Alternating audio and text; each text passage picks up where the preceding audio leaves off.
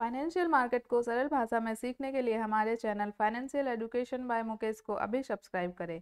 और अगर वीडियो अच्छा लगे तो वीडियो को लाइक करें, शेयर करें और इसी तरह हमारे चैनल पर बने रहें।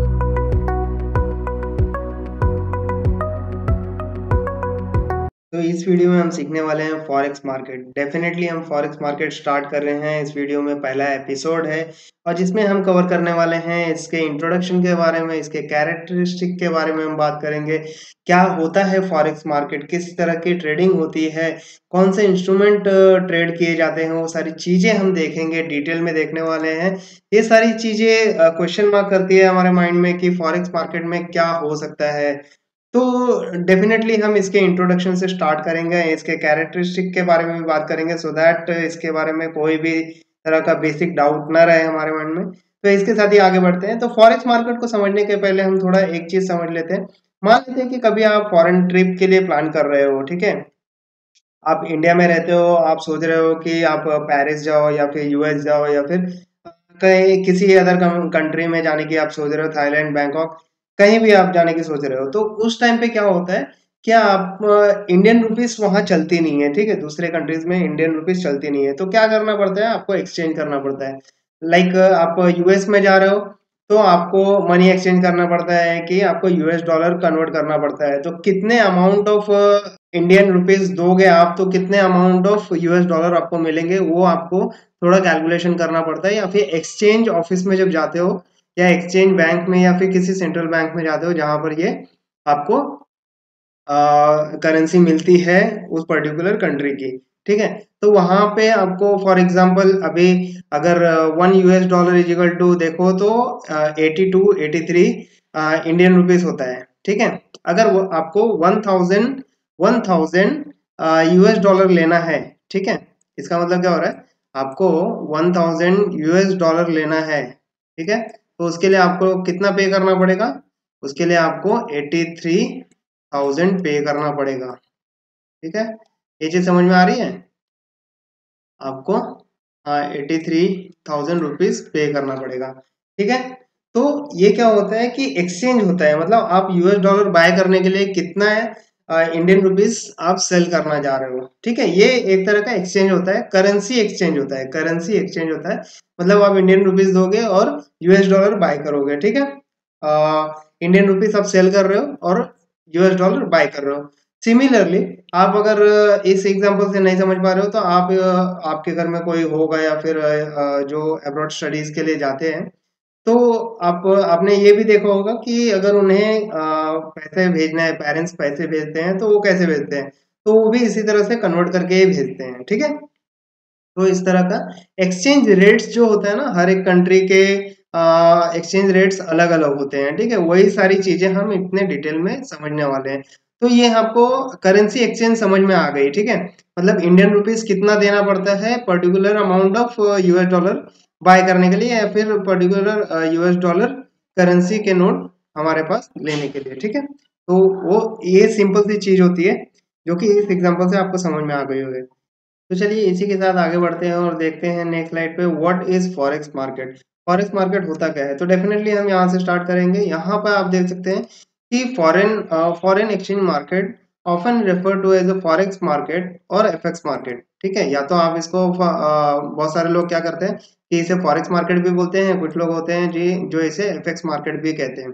Is a global market place where currencies are traded against one another, ठीक है।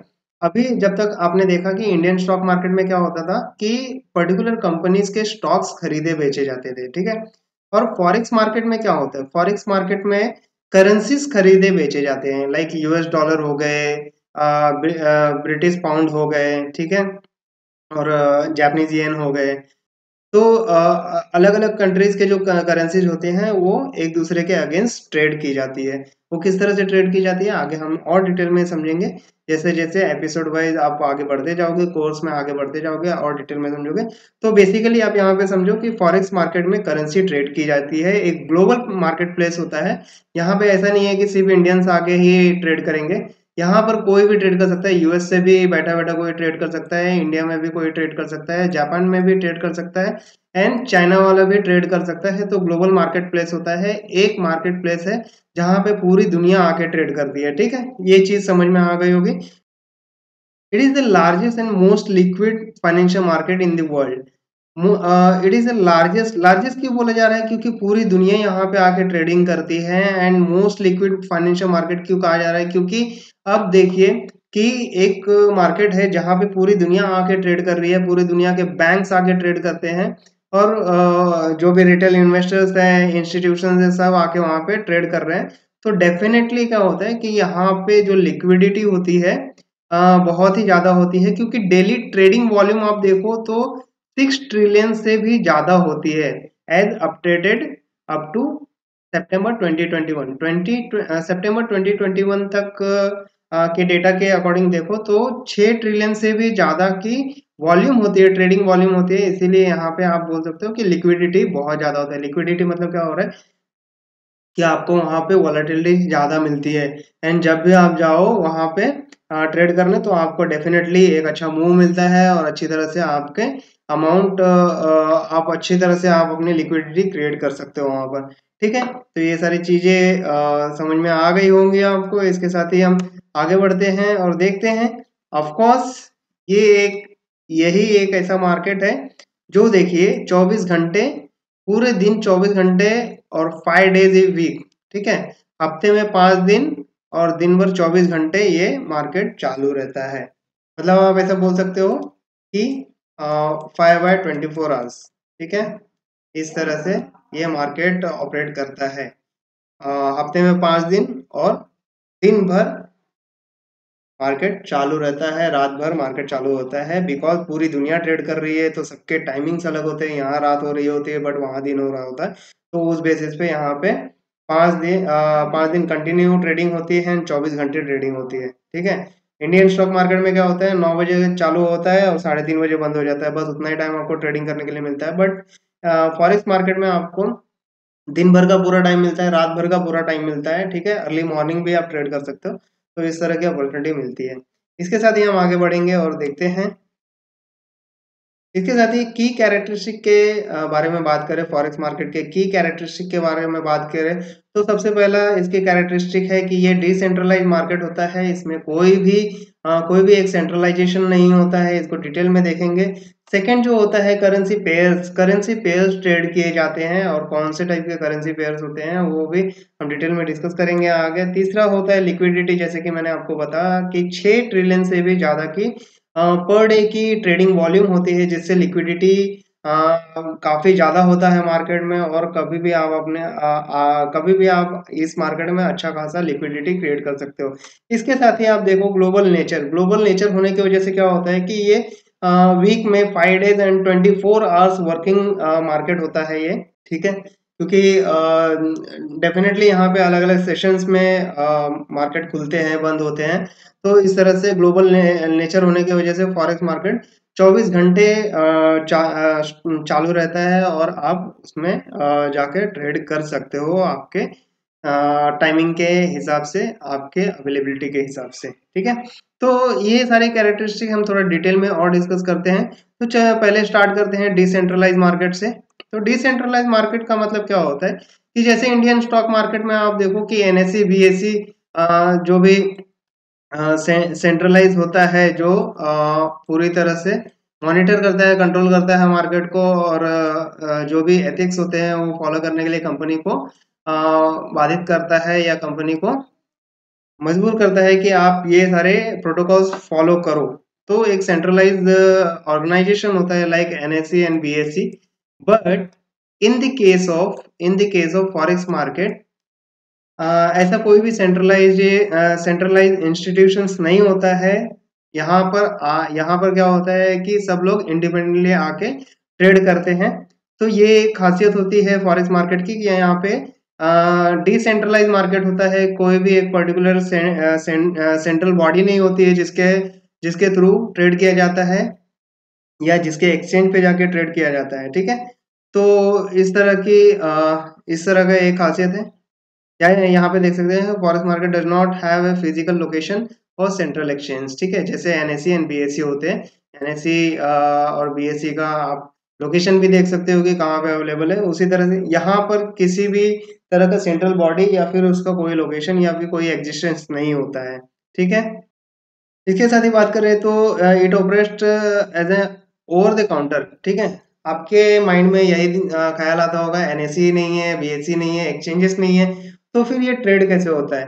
तो ये ट्रेड होता है एज ए ओटीसी मार्केट, ठीक है। ये ऑपरेट करता है एज ए ओटीसी मार्केट, मतलब over the counter market trade करता है। वे trading occurs electronically through a network of banks, ठीक है। बैंक के नेटवर्क के थ्रू इलेक्ट्रॉनिकली ट्रेड किया जाता है, या तो फाइनेंशियल इंस्टीट्यूशन के थ्रू, या फिर कुछ ब्रोकर्स होते हैं, एफएक्स ब्रोकर्स होते हैं, फॉरेक्स मार्केट में ब्रोकर्स होते हैं, उनके ऐप पर जाके उनके ऐप पर जाके MT4 MT5 नाम के प्लेटफॉर्म्स होते हैं, वहां पर जाके आपको ट्रेड करना होता है। जैसे इंडियन स्टॉक मार्केट में ज़ेरोधा है, एंजल वन है, अपस्टॉक्स है, तो इस तरह के ब्रोकर्स होते हैं।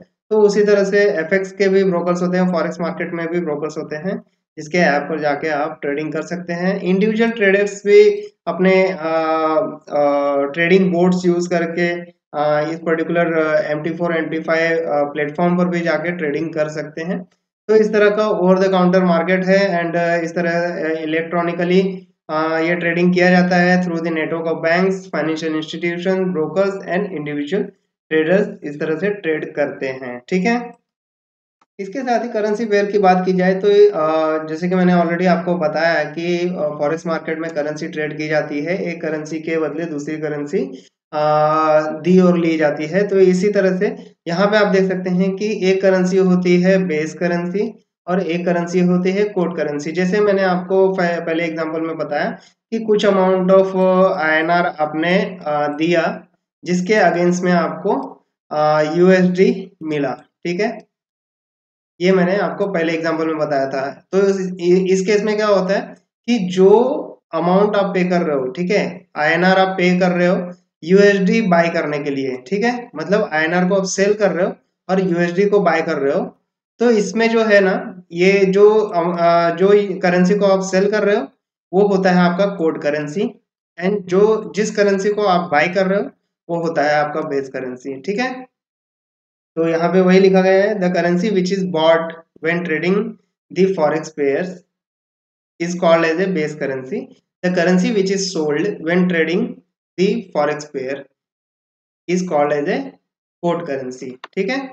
तो सिंपली आपको समझ में आ गया होगा। इसी तरह से यूरो USD का एग्जांपल लिया गया है।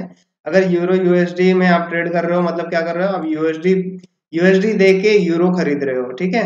तो इसका जो भी अमाउंट रहेगा आपको वो सारी चीजें दिखेंगी।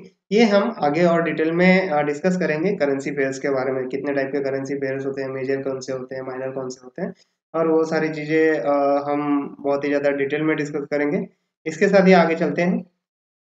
नेक्स्ट जो है लिक्विडिटी की बात कर रहे हैं हम। नेक्स्ट जो है लिक्विडिटी की बात करते हैं। लिक्विडिटी जैसे कि मैंने आपको बताया कि बहुत ही हाईली लिक्विड मार्केट होता है, एंड डेली का ट्रेडिंग वॉल्यूम अगर आप बोलो तो 6 ट्रिलियन से भी ज़्यादा का इसका डेली का ट्रेडिंग वॉल्यूम होता है, ठीक है। इतना ज़्यादा ट्रेडिंग वॉल्यूम होने की वजह से यहाँ पे बहुत ही ज़्यादा लिक्विडिटी मिलती है मार्केट में, एंड काफ़ी ज़्यादा वॉलाटाइल भी मार्केट रहता है।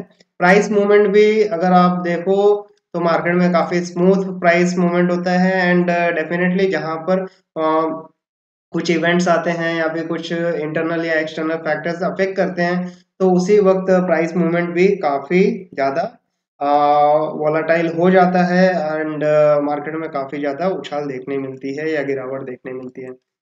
इसके साथ ही major currencies like euro USD, Japanese yen, US dollar, Japanese yen, ये सारे टाइप के जो मेजर करेंसी पेयर्स होते हैं, और भी मेजर करेंसी पेयर्स हैं, मैं आगे डिटेल में डिस्कस करूंगा जब मैं करेंसी पेयर को स्पेशली जब एक्सप्लेन करूंगा आपको, और छोटे छोटे टर्मिनोलॉजी एक्सप्लेन करूंगा, तो वो सारी चीज़ें मैं मेजर और माइनर करेंसी पेयर्स जो है वो सारी चीज़ें दिखाऊंगा आपको।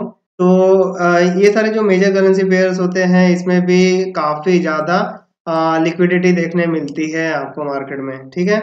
इसके साथ ही आगे मूव ऑन करते हैं। लास्ट जो कैरेक्टरिस्टिक्स है इसके बारे में हम बात कर रहे हैं।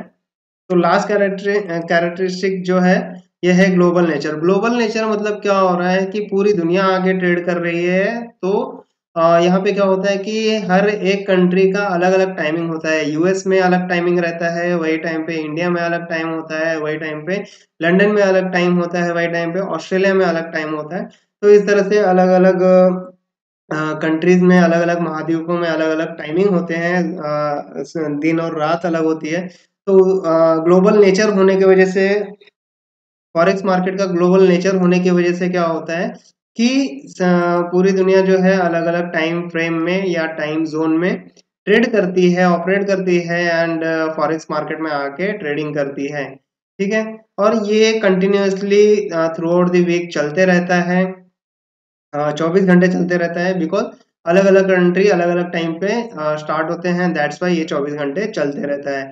तो मार्केट जब ओपन होता है, सिडनी सेशन सबसे पहले ओपन होता है, एंड उसके बाद Tokyo session, Asian session, European session, and then North American session start होता है। इस सीक्वेंस में मार्केट चलते रहता है, एंड नॉर्थ अमेरिकन सेशन पे मार्केट क्लोज होता है आधे एक घंटे के लिए। उसके बाद फिर से सिडनी सेशन कंटिन्यू चलते रहती है।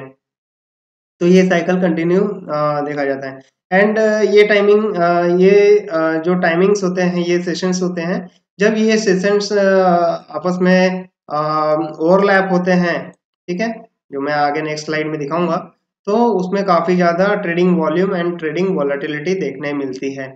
ठीक है।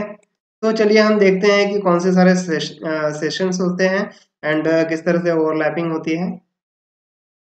तो यहाँ पे ग्लोबल ट्रेडिंग सेशंस के बारे में बात करें तो कुछ इस तरह से आपको दिखाई देगा। इंडियन टाइमिंग के हिसाब से मैंने यहाँ पे रख दिया है, सो दैट आपको समझने में आसानी हो।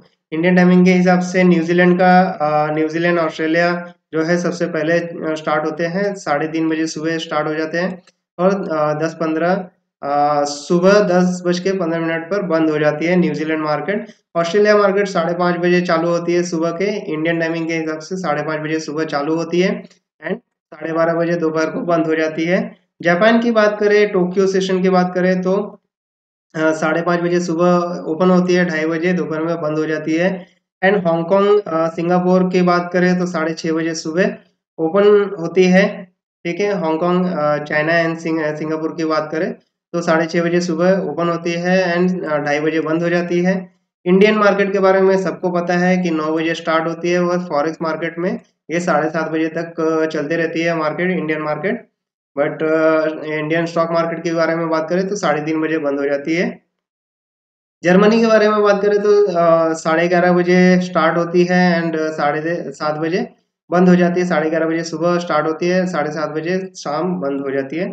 यूके यूके के बारे में बात करें, यूरोपियन कंट्रीज के बारे में, यूरोपियन सेशन के बारे में, तो 12:30 बजे दोपहर में स्टार्ट होती है, एंड 7:30 बजे शाम को बंद हो जाती है। एंड नॉर्थ अमेरिका या फिर यूएसए के बारे में बात करें, यूरोपियन अमेरिकन सेशन के बारे में बात करें तो 5:30 बजे शाम को स्टार्ट होती है, एंड रात को या सुबह 2:30 बजे बंद हो जाती है। इस तरह से फॉरेक्स मार्केट चलते रहता है। तो देख सकते हैं 3:30 बजे स्टार्ट हो रही है, 2:30 बजे बंद हो जा रही है। ये 1 घंटे का टाइमिंग होता है जिसमें थोड़ा मार्केट बंद रहता है या फिर कोई भी हलचल नहीं दिखाई देती है। बाकी आपको 23 आवर्स कंटिन्यू ये मार्केट चलते हुए दिखाई देती है। ठीक है। तो 23 आवर्स मार्केट कंटिन्यू वर्क करते रहती है, up to 5 days, weekly 5 days, Monday to Friday market work करती है। एंड जो इंटरनेशनल हॉलीडेज रहते हैं उस दिन भी मार्केट बंद होती है। ठीक है। तो it was all about forex market के इंट्रोडक्शन के बारे में इतना ही है, एंड इसके कैरेक्टरिस्टिक के बारे में भी आपने काफी अच्छे से समझ लिया है। इसको मैं थोड़े और ग्लोबल ट्रेडिंग सेशन को थोड़े अच्छे से और एक्सप्लेन करूंगा। इसमें किस तरह से वॉलेटिलिटी और कौन से रीजन है जिसकी वजह से वॉलेटिलिटी बढ़ती है एंड ट्रेडिंग वॉल्यूम बढ़ते हैं, एंड कौन सा टाइमिंग होता है अच्छा ट्रेड करने के लिए, वो सारी चीजें मैं डिस्कस करूंगा।